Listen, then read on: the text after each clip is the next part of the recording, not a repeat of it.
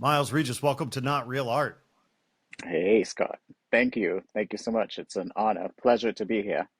Oh, well, you're classing up the joint, my friend. I'm so grateful. The things just got a No, lot better here. So, you're uh, too kind.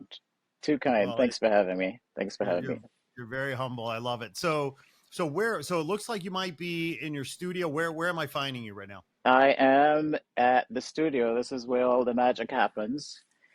Los Angeles. I'm close to downtown, and this is sort of like, my main creative spot. Mhm. I like to travel and paint as well, but being here in Los Angeles at home is sort of, the main place where it all happens.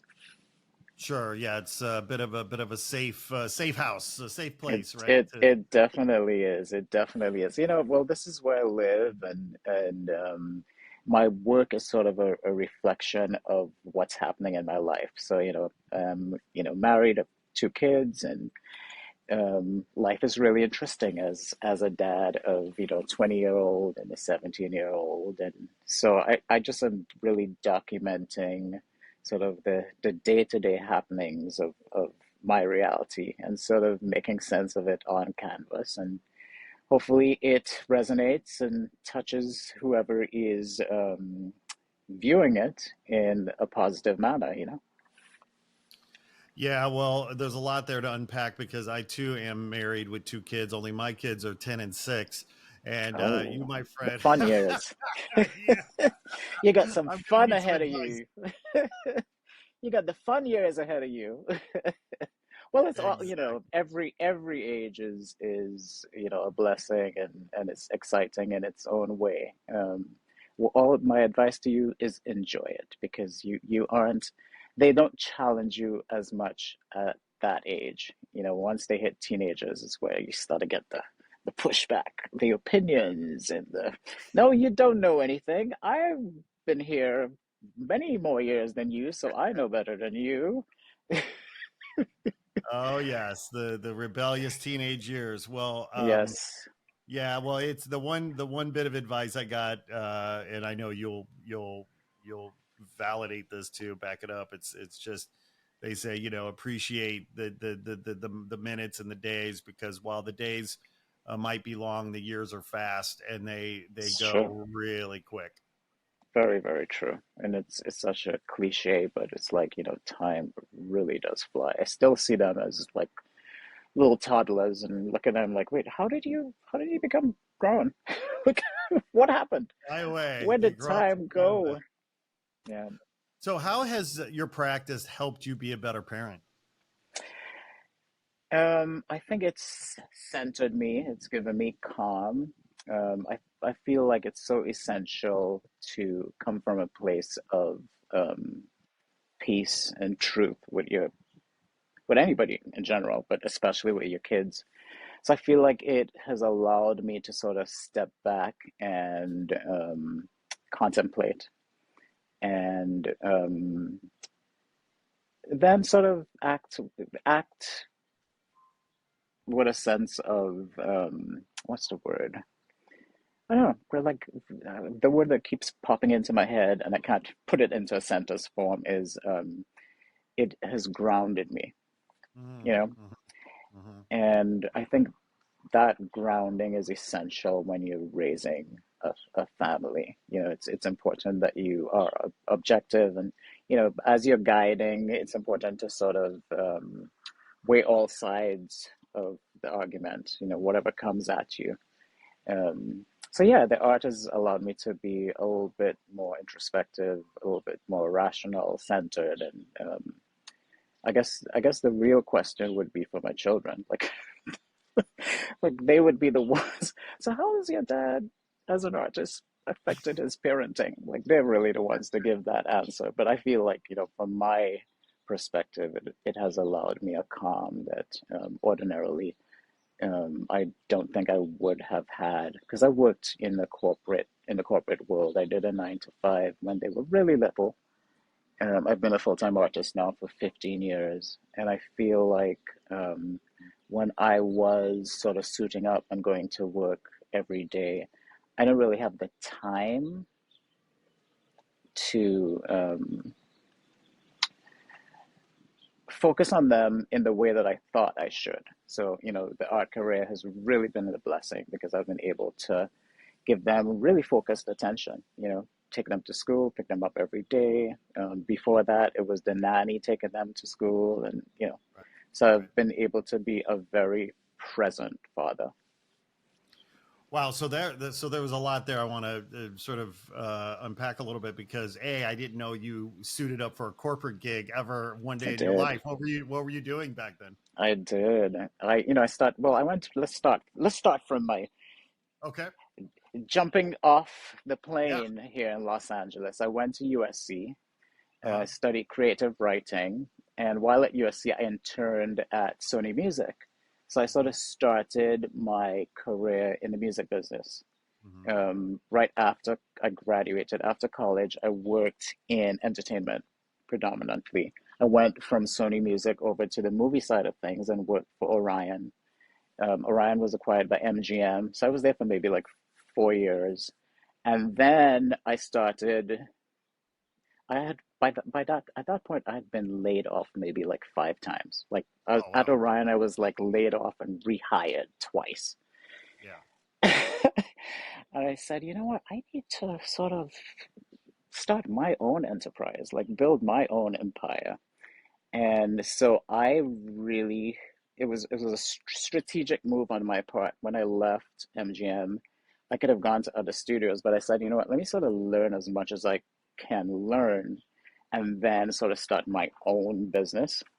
Hmm. So I worked for a lot of vendors of MGM. Like, I did sales and marketing for a couple companies. And then I went over to doing headhunting.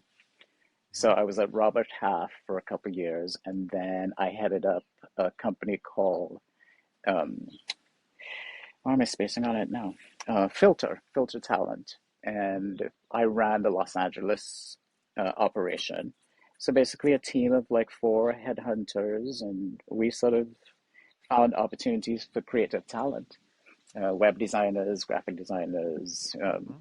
and copywriters, So we recruited and then placed them at the studios. So I did that right up until I was 40. Yeah, and my 40th year of being on this earth, I jumped ship and became a full-time artist. And no Beautiful. regrets. Born No again. regrets. Born again. I love that. Yeah. So that must have been scary though, or was it It just absolutely? was it Yeah. was it was very scary because, Yeah. at that point I had all the responsibilities of, mature adult, Mhm. parenting and mortgage and car notes and private school fees. And my dear wife said, you know what, we only live once. You were meant to paint. You were put on this earth to create. And, you've been so supportive of other people's dreams as a headhunter, you sort of make everyone else's dream come true. Why not sort of put the energy and what you've learned over the years into building your own career and your own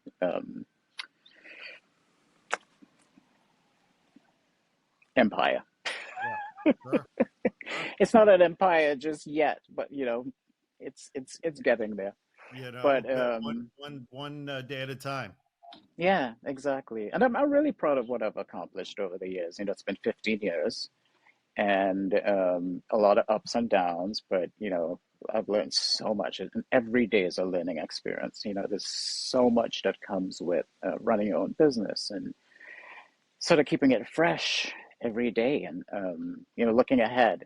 Planning stuff for like 2 years out, and I feel like when I was a part of this sort of corporate structure, you it was like, okay, so what are we doing for the next quarter? What are the numbers projected for the next year? But it's a different animal when it's your entity and you sort of have to keep this ship running Yes. for an eternity. You know, so it's like I'm planning shows for like 2025 and beyond, and it's like, okay, so you know, there's hope ahead. This Yeah. Right. there's longevity here. So yeah, Yes, yes. Well, were you, it sounds like you were painting while you were working in the corporate environment as well. So, what was your practice like during those years? I definitely was. I sort of did. You know, I saw it was like a side hustle, you know, side career, Hmm. and I was really fortunate because a lot of my early collectors were actors and actresses, celebrities, you know, sort of household names at the time. And I was able to sort of use that to get the attention of some pretty serious art people. So I was fortunate to sort of land in group museum shows and you know fancy galleries, and it was then a little bit easier for me to sort of jump ship and become a full-time artist. And I was actually encouraged by a few of my collectors to do it. They were like, why are you have this amazing talent, why are you suiting up and going into an office and making money for other people? Don't you believe in yourself? Like you can do this? And of Yeah. course, my pushback always was, you know, dude, look at my responsibilities. You know, I can't chance. I can. They're like, you know what? When I was a waiter, waiting tables and going to auditions, I never thought that I would stop waiting tables.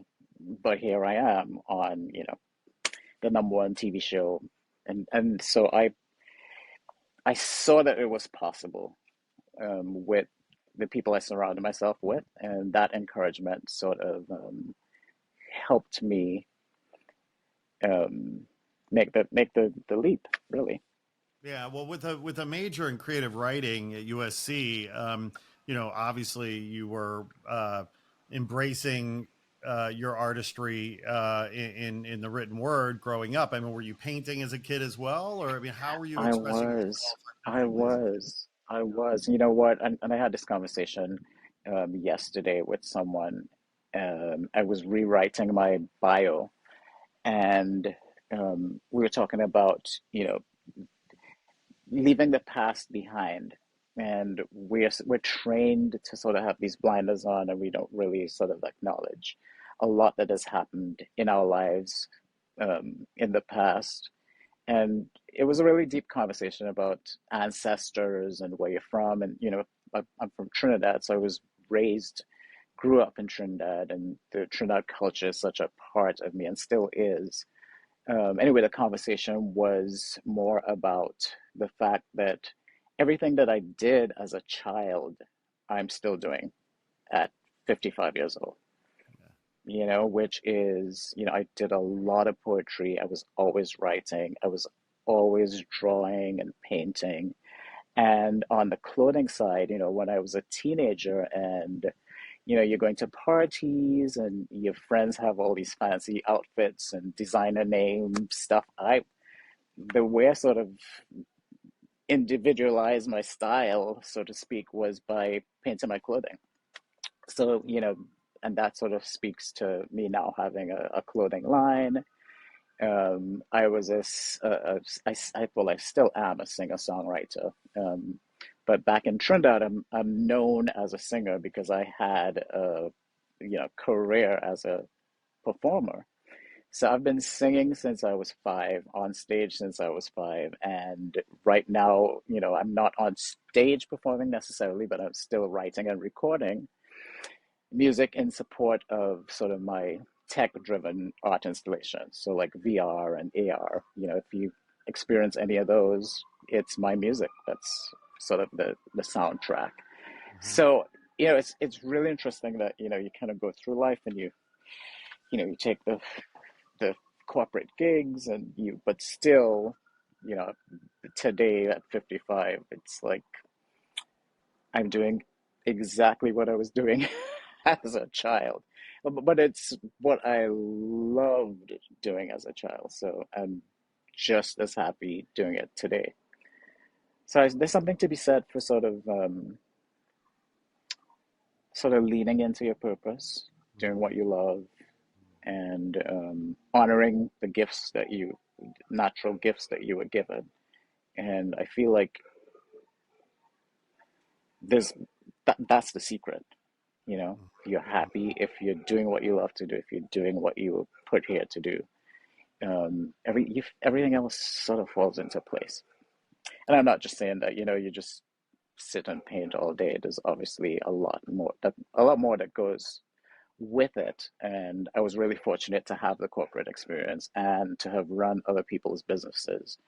And that too sort of plays into, what I'm about today. Now I'm able to sort of take those skills and apply it to my own business. Well, so we're all products of our environment, on and so I want to go back a little bit to Trinidad and to your home life because Yeah. obviously mom and dad did a pretty damn good job, Yeah. one way or another.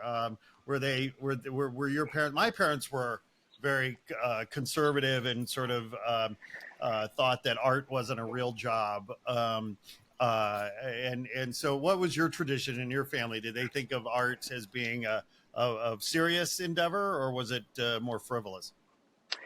Yeah, when I decided to become a full-time artist at 40, I was really shocked to hear my dad in particular, who's very, very conservative man, say to me, "Ah, son, that's amazing.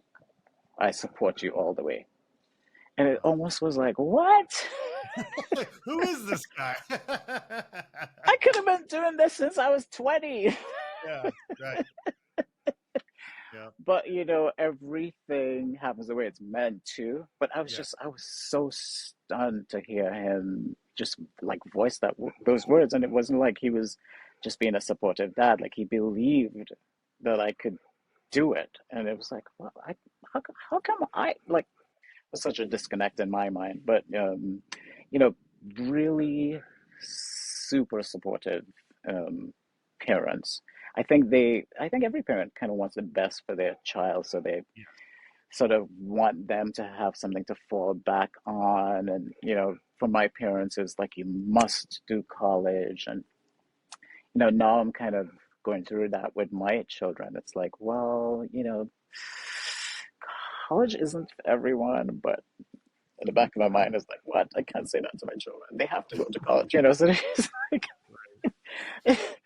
it's really interesting. But to give you a little bit of background, I don't know, Trinidad is a very different Caribbean island. It's a very prosperous, very thriving, industrial. I always call it sort of like the New York of the Caribbean. Oh, wow. Okay. And a lot of people, they hear Trinidad and they think Caribbean and beaches. And yes, we do have that, but there's so much more to Trinidad and Trinidad life. And my experience growing up was a very sort of middle class. I saw my parents both go to work every day. My dad wore a suit every day. My dad's a retired judge. Bless his heart, he's 89. And my mom is a retired school principal. And she taught elementary school. She actually taught the elementary school that I went to. Whew, that's a whole other therapy session. But, so I saw them sort of with their careers and their professions, and they excelled.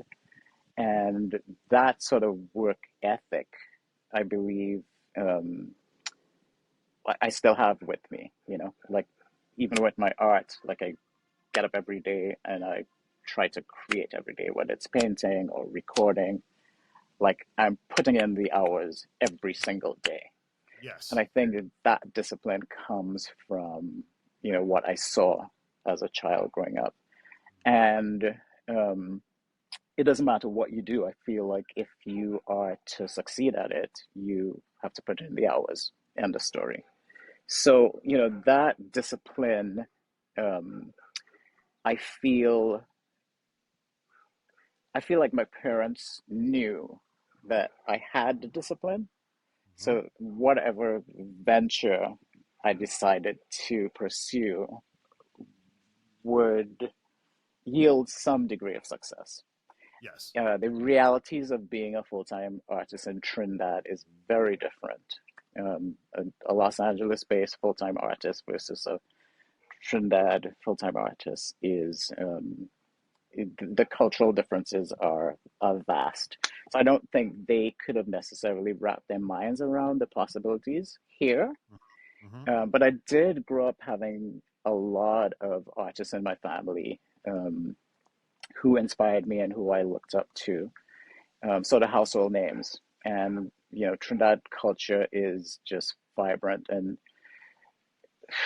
it's like the best art school you could possibly ever think of. We have Trinidad Carnival, which is, it's this annual burst of creativity. Like that's the only Yeah. term I could use. The costuming is incredible, the music that goes into it, and the preparation is it's almost like a year round thing. So being a part of that culture and being exposed to that really was incredible. And my dad was pretty involved with Carnival from the music side of things. He the company that he worked for sort of sponsored one of the larger steel band uh, sections. So, I was really privy to sort of the inner workings of, the steel band, um, sort of, I mean, like the business side of it, the behind the scenes. And as a child, he would sort of take us to the rehearsals, that lead up to Carnival. They would sort of rehearse every day. So, like, let's say, and it's probably changed, but let's say 3 months before the actual date of Carnival, they would start sort of, practicing what they would be playing for Carnival. And as a child, I got to see that. So you understand process, you don't Yeah. just appear on the stage all polished and shiny. It started 3 months and, forgive me if it may be 6 months, but, you start way before. And years before that, right? Exactly. Exactly, exactly. So, it kind of made me understand that in order to excel at anything that you do on the creative side, again, you have to put in the work, you have to put in the hours. So I don't know if I answered your question, but I'm Yeah, sort of yeah, you trying to totally. Oh, it's I'm trying to paint a picture of sort of like the cultural landscape that I came from, which was like ultra creative and this like amazing hotbed of just oh my god, just like the creativity is just mind blowing. And then it's sort of almost bottled because it's an island of like yeah, 1 million people, so it's like this concentrated, just high energy, intense, beautiful creativity. And then coupled with sort of the structure and discipline of my parents' sort of corporate grind. And you sort of marry the two, and here I am. mhm. And boy, are we grateful for that. Yeah, Thank you. it's just fascinating to hear about people's journeys, and there's so many layers to it. And your particular journey, of course, is special, for all kinds of reasons, not the least of which, of course, you immigrated to America Yes, from your home country. I am an And immigrant. yes, and so I want to chat about that a little bit, because while I've never been to Trinidad, I mean, I have been to South America, and I've been to the Caribbean, and I've traveled a bit around the world, and Like, there are those cultures that seem to have, like, the arts are baked into the culture. So whether it's music or dance or fashion or color or just food or and it's just intrinsic to the culture, to the people, to the country. And I don't think America It's funny. A Latino friend of mine once said, the problem with being white is that white people don't have any culture. and I and I laughed and I said I said, well, wait a minute, we have shopping malls and we have but I took his point, because as a Hispanic, as a Latino, again, their culture is very colorful, and there's food, and there's music, and it's family, and so what when you immigrated to America, I mean, how did you feel about this new culture, this new place? Well, I don't believe that it didn't feel like a new culture necessarily, because you have to understand that America exports so many different cultural Yep. realities. Um, so as a child growing up in Trinidad, you're watching, let's just take entertainment, TV. 95% of the shows that I grew up watching were American made. And, Sure. living in an island, you get a little bit of stuff from everywhere. So there's a bit of the British TV thing, Australian, but the majority was always American. So you're hearing an American accent practically 24/7, and subconsciously that becomes a part of your culture. So um, the Trinidad experience is a very, or was for me, I'm not going to speak for every Trinidadian, was a very Americanized experience. And Mhm. then you have travel. My parents are big on travel, so every summer we sort of vacationed outside of Trinidad. When you're from an island, you tend to want to Yeah. experience other Other islands. realities. Yeah, exactly. And the funny thing is, we did go to other islands, which I love, but I hate to say this, but it felt like, well, why aren't we going to America? Why aren't we going to Europe? It's Yeah, like, exactly. Right. and my focus, or my brother and I were really into American culture. So if we were asked, so where do you want to go on vacation? I had two uncles here in Los Angeles, family in New York, family in Canada, family in London, and it was always like LA. Yeah. Let's go to LA or New York or Miami. It was all like the USA always won. That was Yeah. always top of our list. And music had a lot to do with that as well. Trinidad radio, it isn't as political as radio is here. And I learned that when I worked at Sony. It was like, wow, why is there black radio and pop radio and country radio? And the promotion department is responsible for getting the record played, and it's the structure in Trinidad was very different. If an album came out and they liked the songs on the album, they would play the entire album. Sort of, but of course, the more popular songs on US radio sort of dominated the charts in the Caribbean as well. But again, you have like U.S. music, you have Trinidad soca and Jamaican reggae, and you have music from the London scene and Australian hits, and it's all being played on the radio. So um, I'm losing. Okay, where did this even start? But anyway, I say all this to say that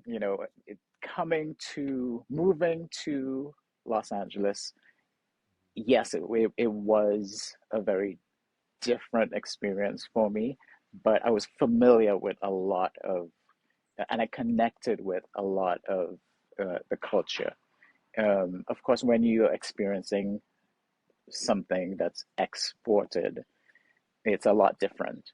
Being here and sort of experiencing it on the ground obviously was eye-opening, but it felt familiar, and it felt like I was finally able to be a part of what, as a teenager, I really wanted to be a part of. So it was a dream come true for me. How did we receive you as an Yeah, immigrant? What was that experience like, that first day, week, month, year, 5 years? it was very interesting. I had a very great support system in, my uncle, my mother's brother Louis, and his family. I also, it wasn't like I landed on the streets of Hollywood trying to find a job. Mm-hmm. I fell into the culture of USC, Mm-hmm. which in itself is, or was at the time, this is many, many years ago, it felt like various pockets of different cultures, Mm-hmm. all sort of like operating simultaneously. It was interesting, but I felt like I needed to relate to all. So that was a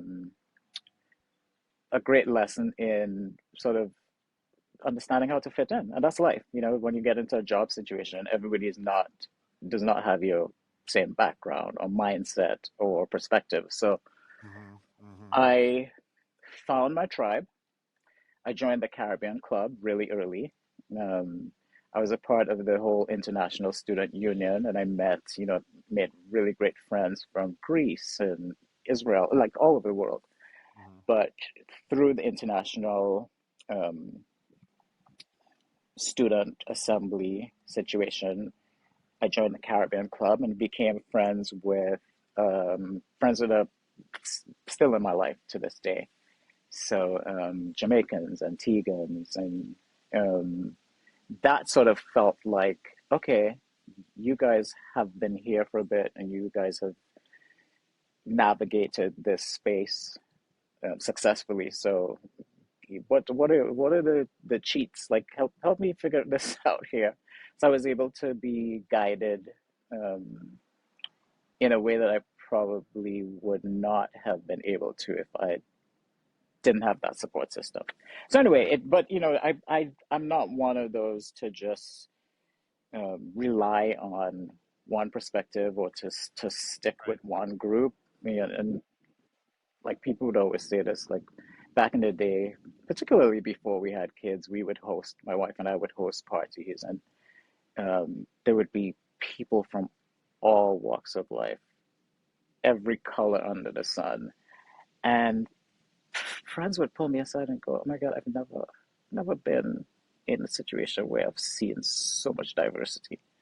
Yeah. And I feel like that sort of speaks to our hearts and our, like, we're just like, you're a good person. And sometimes they're not good people, but hey, people make the world go around, and you can learn so much from the Yes. differences, Yes. so back to USC and there, and if I met someone in a class that I was taking and we bonded, then sometimes you take it outside the classroom. You go for a drink. You invite them over for to hang out. Like it sort of taught me that the world um, is a beautiful sort of va- varied um, place.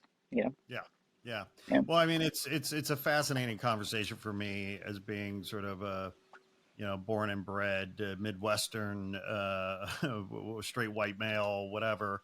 Um, and and it's because the promise, right, of America on some level is that of a gumbo, right? Like it's right, supposed to be this amazing mix of flavors and ingredients, and it's supposed to be delicious, and that's right, the promise, right? And you get glimpses of that. There are moments like your party, for example, or right, other part, or New Orleans, or just other places in this country where absolutely that ideal is being realized. But then, of right, course, we know that there are many places in the country where that ideal is actually not at all realized, and maybe actually demonized in some yeah, ways. And and I have so many dear friends who are immigrants. First, either they're first generation immigrants, or they've immigrated here, and so I have nothing but huge respect for anyone that comes to another country. I mean, I just put myself in your shoes. I mean, if I try to immigrate to Trinidad, I mean, like, Right. what, my gosh, I mean, how challenging that would be, right? Yeah. And so it is just such and I think that anytime I can take a moment to ask an immigrant about their experience in America and what that was like and what brought them here, what their experience has been like, I feel like that's so important because sunlight is the best disinfectant, and with so much rhetoric, politicized, weaponized rhetoric around immigration in this country, I feel like we need to humanize these stories and bring these stories forward to humanize immigrants, because, by the way, let's not forget, people, this whole country was Yeah. was This uh country was built built built on on immigrants. immigrants. Yeah, Yeah. absolutely. Absolutely. Well, thank you. I appreciate you saying that. And there have been really difficult times, but for the most part, I consider myself really fortunate, really blessed to have been able to sort of navigate and sort of figure out what works and, certain things don't, and you sort of just stay away from that, leave that behind. And I've sort of always lived a really sort of hopeful, positive existence where it's almost like you have blinders on. It's like, okay, well, that's Mhm. fucked. Can I curse? Sorry. Yeah. That doesn't work. That, Yeah. you know, and you just, Yeah. you don't let situations derail you. So I think there's something to be said for an immigrant's sense of resilience. Dare Right. I, dare I make that statement? Well, yes. I mean, it's the resilience necessary, right? Is Yeah, yeah. And then, what's the alternative, right. I feel like a lot of immigrants are here to build a better future for themselves and their loved ones. And, sort of a lot of immigrants, unfortunately, have to take a lot of crap. But I think if you have sort of end game or, Mhm. or a bigger picture Mhm. in sight, then it allows you to just plow through and make stuff happen. Yeah. Do Yeah. do you feel like, or did you feel like, or do you feel like, at that time when you came to LA, do you feel like you had a good grasp and understanding on the complexities of African American culture and the history and the struggle, coming here, or was that something that you sort of learned over the years being No, here? that's such an excellent question. I thought I had it figured out. I thought I knew everything. I will never forget my cousin who was like 10 years older than I am, and he was New York based. So his existence and his realities were a lot different than, you know, a black male growing up in Los Angeles per se. But I'll never forget him sort of pulling me aside, like maybe 6 months into me being here, and I figured, oh, I got this figured out. I'm the man now. And he was like, I give you 10 years until you really kind of figure stuff out. And I was like, what? What? 10 years? And then I'll never forget my best friend whose parents are Panamanian. And he would always say to me, because we would, obviously we experience various levels of um, discrimination, racism. I don't know what you want to call it, and but let's just say bias. Yeah. And he would always say, "You don't quite get it." And he's like, "I'll tell you what my parents." And this is my Panamanian friend saying this. I'll tell you what my parents told me, and it was that they as immigrants didn't really understand the complexities of racism and the realities of this landscape until they had children. Mm, And I found that once my son was born, and he's 20, so, you know, I felt like that was true. Like, it's almost like, well, I can kind of, you have your armor on, and like you can, I can take this crap, but don't you dare fuck with him. Right. Right. And I'll never forget. Like it also is true of, like my my my father. I remember him visiting, and my dad's super respected. Life in Trinidad is very cushy. Like, the red carpet is rolled out everywhere my parents go. Like, people know them. Like, Yes. And I'll never forget, my parents came to visit many, many years ago, and my dad just had on like shorts and, he didn't look like a retired judge. Um, and this speaks to the whole, black men wearing hoodies thing. It's like, sometimes it's not even about what you wear, but anyway, I'm going in a lot of directions. But anyway, he walked into the elevator with me, and he stood next to this white woman, and she clutched her purse. And I don't know if that had happened to me before, but in that moment, seeing somebody disrespect my father in that way, I was ready to just blow a fuse. So, sometimes it's not about how it affects you directly. It's about seeing it affect your loved ones. Yes. I think that was the point that my friend was making, that his parents had made to him.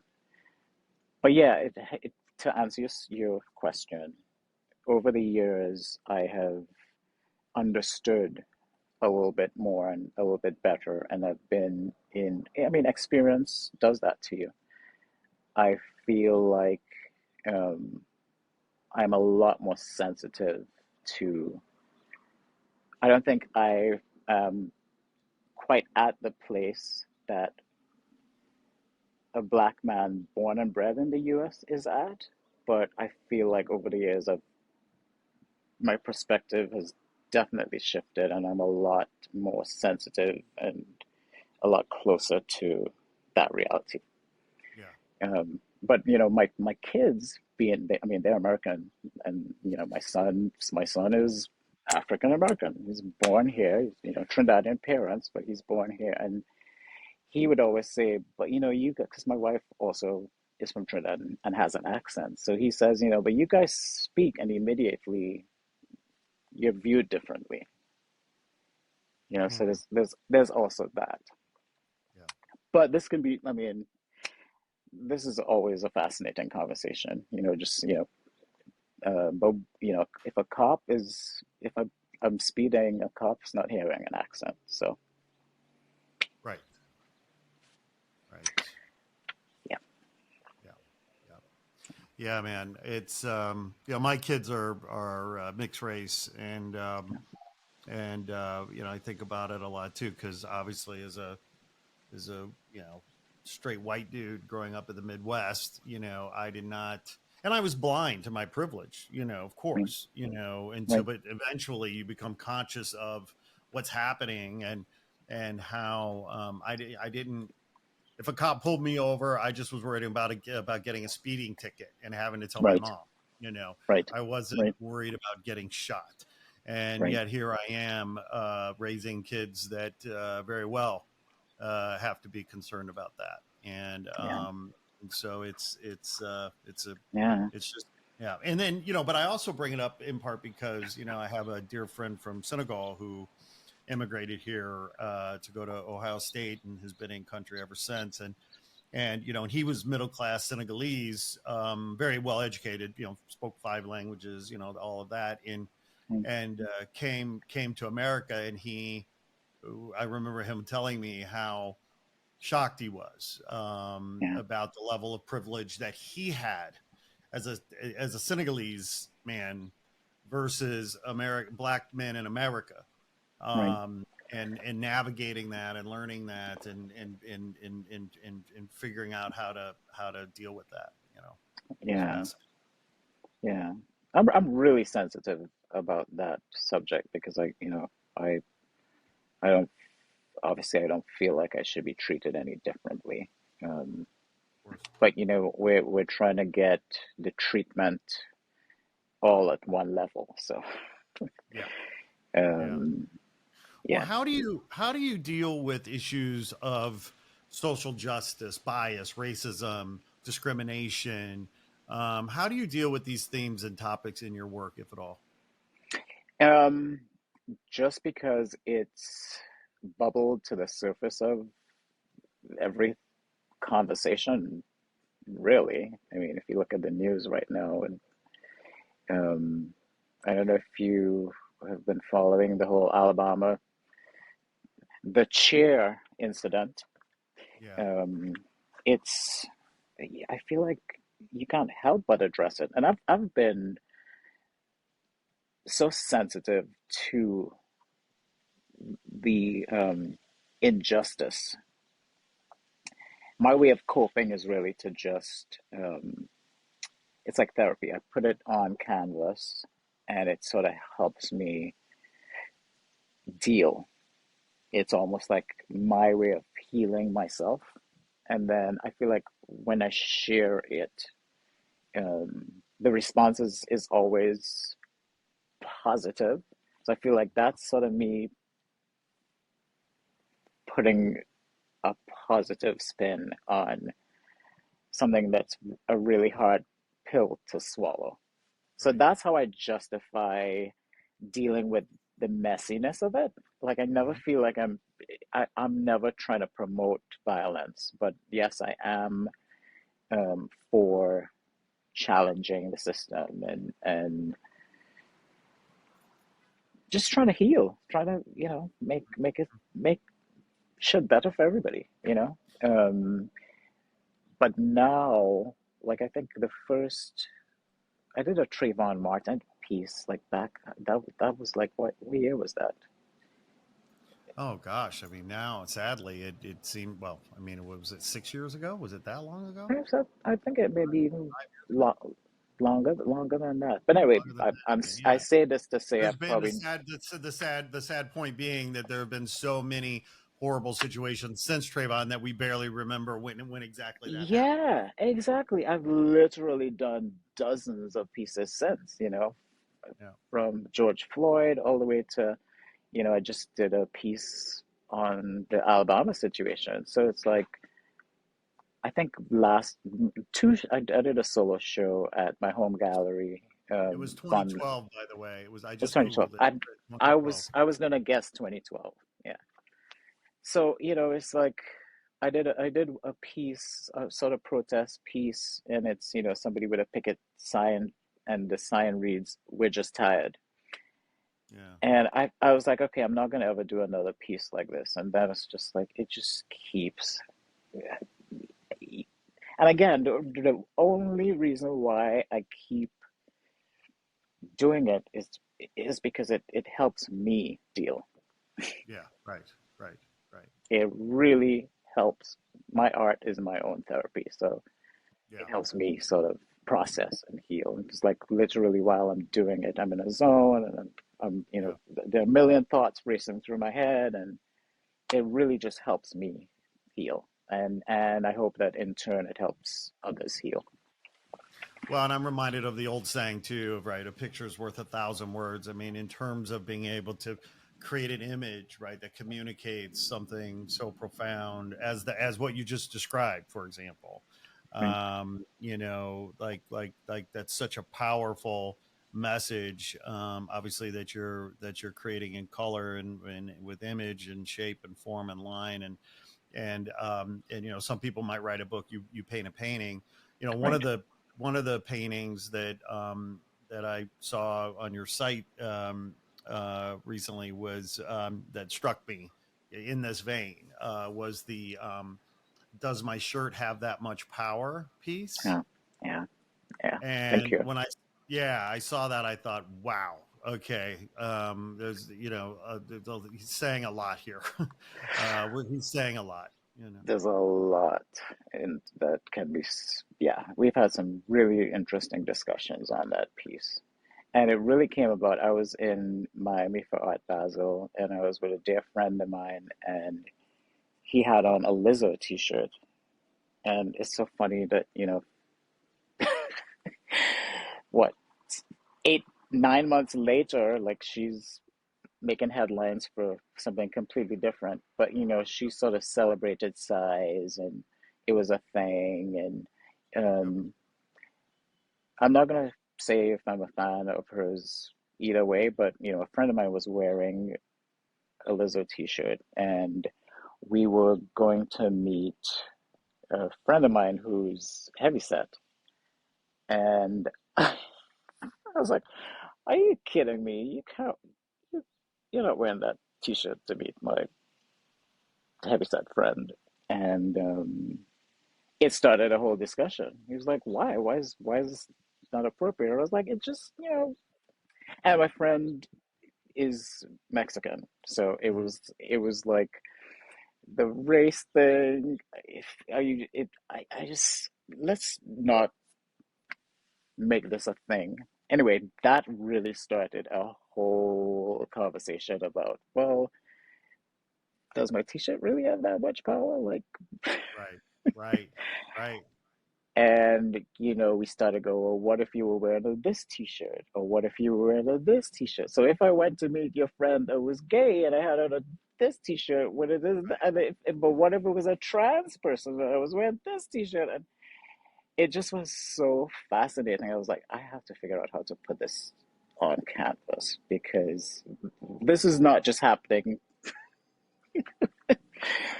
without me sort of like making a public sort of statement and continuing the conversation.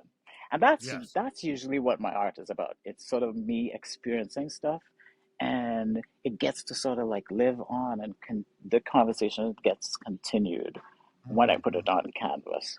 So that's a really good example of a real life situation that I Yes. decided to have conversation about. Yeah, I mean, when I saw the piece, I mean, it just spoke to me on multiple levels, and one of the levels was this, this commentary about, virtue signaling, and okay, you wear the T-shirt, but what difference are you really making? Right. Is that T-shirt really making a difference? It might Is be, it it might right? not be, right? Right. Exactly. And yeah, and it speaks to people's sensitivity as well. Yes, yes, There's some sort of powerful statements on there that I clearly don't subscribe to. But right. just what is your response? Even just reading those words, like there's Yes, so yes. much, so much power in it.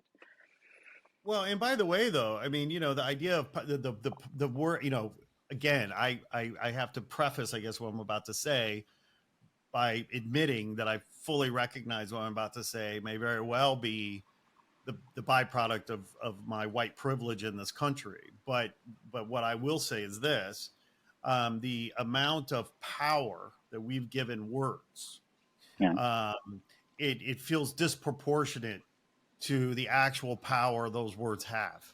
And what I Hmm. mean by that is, back when I was growing up in this country in the 70s and the 80s, we used to say when, and I was a overweight kid. I got teased a lot. I was a real sick Right. kid. I got teased and harassed um, and, and it made me who I am. I mean, I don't, like that builds your perseverance. It gives you thicker skin. But in those days, we sort of all grew up with this phrase under this phrase, sticks and stones can break my bones, but words can Right. never Words hurt. will never hurt me. Yeah. Yeah.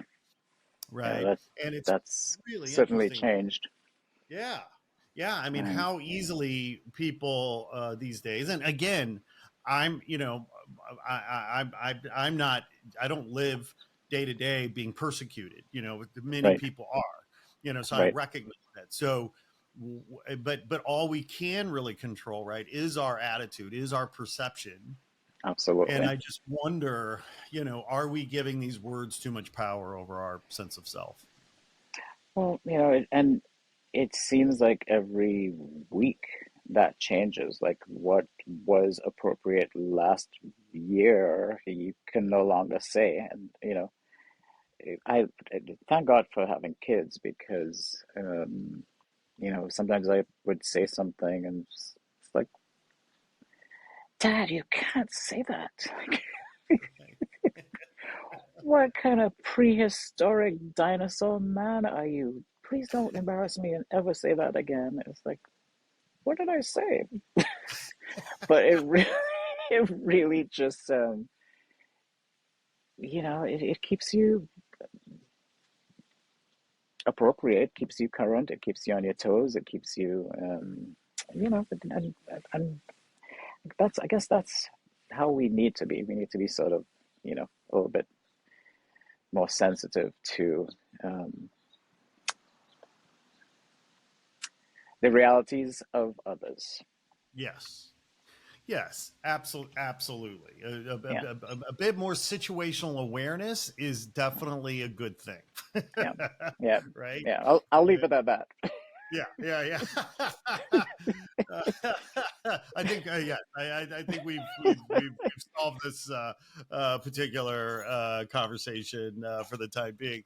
Yes. Yeah. I tell you what, Miles, you my friend are just such a gift, and Oh, thank I you. can't believe. I mean, we've already been talking for almost an hour.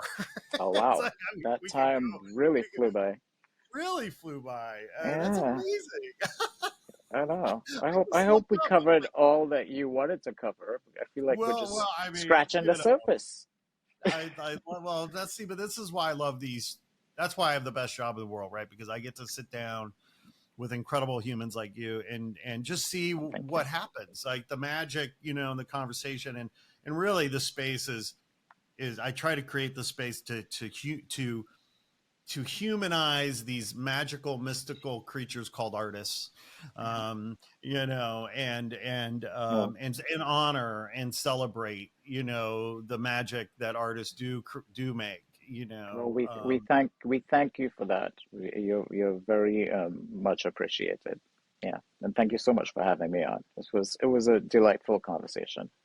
Well, I'm so glad you Yeah. came on, Miles. Thank you so much. Before we go, give us a couple quick things to keep in mind. Obviously, I want you to tell people where to find you on social, what have you. But what's coming up for you? What should people know? Oh my God, I'm excited about so much. I am, well, I've just spent the summer sort of like in the lab, just creating a beautiful body of work that I can't wait to share. So I'm sort of in the process of figuring out which pieces go to what opportunities. But next is I'm doing a collaboration with Rock Against Racism. Kickoff event in Louisville, um, in September 14th, at the Bourbon and Beyond concert series. Super excited about that. That's just a tease. A lot of really exciting details being figured out, but it's going to be a really exciting time. And then a couple other sort of like group shows in the fall. My Ivory Coast gallery is showing me in the Ivory Coast, and then I think I end the year um, at Art Basel in Miami, which I it's like Mhm. art Christmas, art Christmas for me. And Yes. then in 2024, I think I'm in four different art fairs through my London gallery. Mhm. And I have a couple solo shows. I believe I have another solo show at my local gallery, Von Lintel Gallery. And then I'm in the process of planning for and curating my first museum solo show, which is really a dream come true. So more details on that. It's I don't have dates etched in stone just yet. We're sort of at the beginning stages, but I've actually been offered two solo museum shows. So yeah, Things are outside of happening. that, Things are just happening. just, still working on some amazing tech-driven experiences as well. I've been Right. collaborating with Sutu, who's just amazing, doing some VR, AR, really interesting stuff.